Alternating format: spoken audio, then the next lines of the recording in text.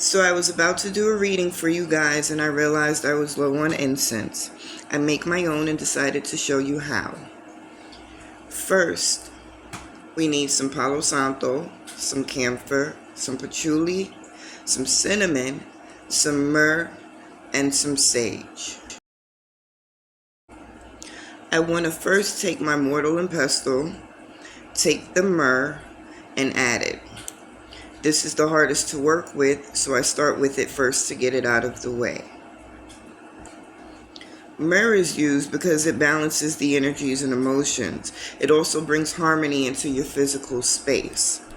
I like to take my time in working with the different ingredients. I know I could buy certain things already ground or powdered or whatever, but when you take your time and you put your effort into breaking things down, cutting things up, you're putting more of your energy into it. And it helps to bring your manifestations to fruition quicker. Bear with me while I pick through the big chunks. One thing I also like to do when I'm doing any type of ritual work or making something is to keep my space as clean and clear as possible.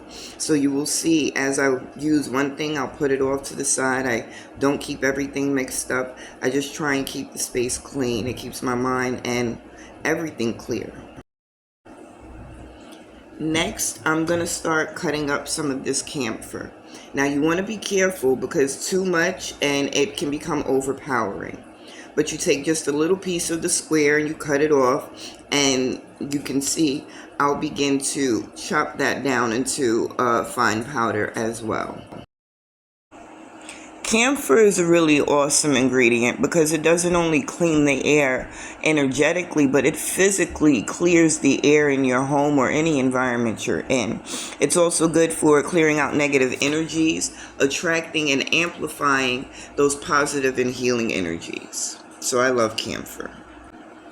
I might also recommend to some of you, if you're not doing it, take a square of camphor and put it in a cup of water in your room, next to your bed, under your bed, in the living room where you have different energies coming in and out. It helps. It helps a lot.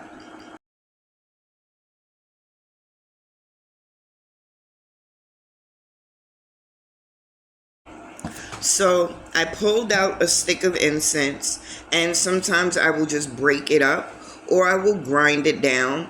But I've decided today, after fighting with fighting with the myrrh, I didn't want to go through that. So I'm going to switch it out and I'm going to use the cinnamon powder today instead. But I'm going to wait. So just hold on and we'll get back to that. Instead, I think I'm going to cut up some of this patchouli. As you can see, I'm very low. It was a very long bush when I first got it, and I'm down to my last, so I have to go out and find some more. But what I'm going to do is just cut this down into fine hairs, and then once I finish cutting, I'll take and separate the bigger strands from the smaller strands, and then I'll mix that in with everything else. And I will be speeding up the video so you don't have to sit through every tedious moment of my process.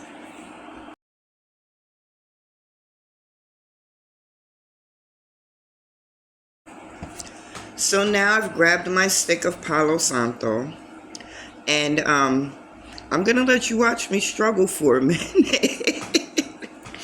This stick of Palo Santo had me so aggravated. And I went through this for a minute until I realized, oh, I have the wrong stick. Let me get the good one. And what you'll also notice is I say wrong and right sticks because if you look, you can see the difference in the color, the lighter one and the darker one. If you can, pick out darker Palo Santo sticks because they have more oils in them. They're easier to shave. That is if you choose to go through this process on your own.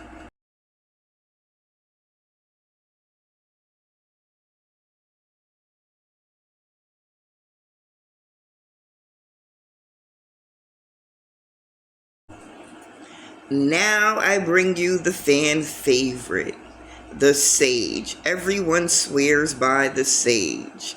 Sage is not the end all to be all to clearing. There are so many things that you can use and burn to smudge with. But sage is definitely always going to be at the top of most of our lists. It clears negative energy, it protects you from evil spirits, and it enhances the intuition. Why would you not burn sage? Sometimes I just walk down the street with a stick of sage and just burn it as I go. And I clear my energy, the energy of the people that are passing me on the street, whether they like it or not. And yeah.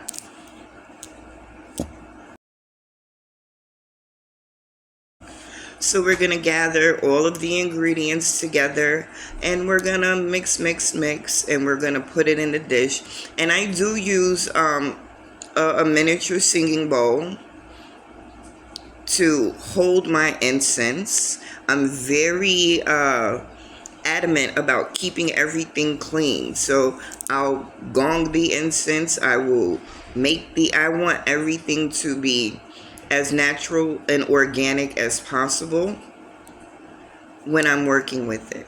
And this is what it looks like when it's almost all done. I just mix it up. And last but never least, the pièce de résistance, the cinnamon. And cinnamon is just so dope because it's for attraction. It helps to bring the sweetness into you, and of course it's good for prosperity. So why not add it when I'm reading for people and creating my income every day, right? All of the things that I put in, they have a reason for being used, and anything you do, you should have the reason why you're using it.